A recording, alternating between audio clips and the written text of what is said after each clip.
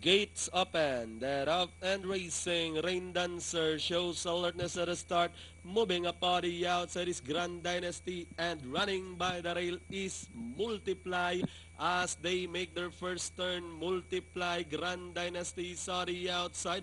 Home Run Lass is down in third, followed over by Rain Dancer by the rail. Lead, no doubt, is on the outside. Next in line is Titanic.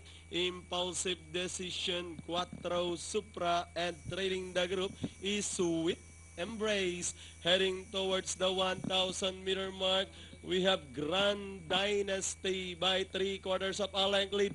Multiply once again diving in down on the inside, almost as one this time.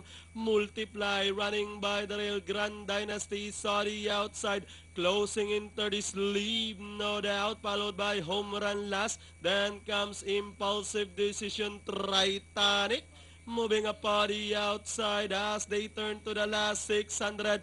Multiply by about half length. Grand Dynasty remains in second and closing in third is Leave, no doubt. Moving up to take fourth now is the stablemate of Grand Dynasty, and this one is Titanic. Home Run Last nicking in down on the inside as they turn for home.